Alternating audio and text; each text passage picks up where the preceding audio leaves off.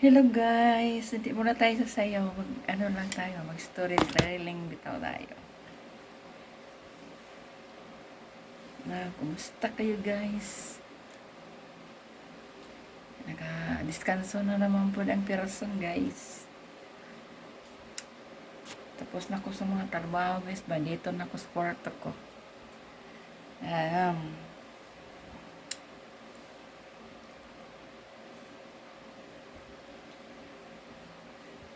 Mo diskanso na ta guys. Maga ang kumain ng amo ko. Tamahagan kumain yung amo ko. Sa'yo din ako makapahuway sa trabaho.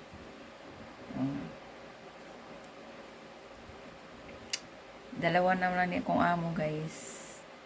Tatlo na lang may dito guys sa balay. Kaya yung trabaho ko guys mabilis na lang. Pero dalawa yung amo ko guys. Anak ng amo ko at saka ito yung amo. Yung nanay niya.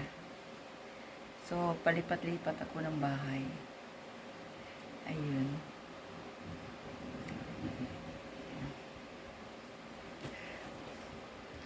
Ayun, matagal ako dito, mga 25 years ata ako dito.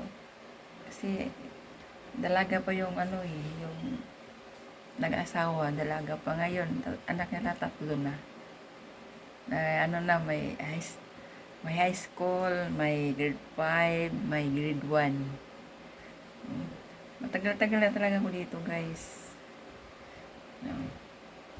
Mababait naman din sila. Ayun.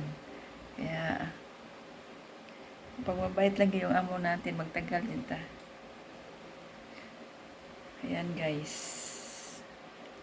Yung trabaho ko, guys, okay na naman. Okay lang naman yung trabaho ko.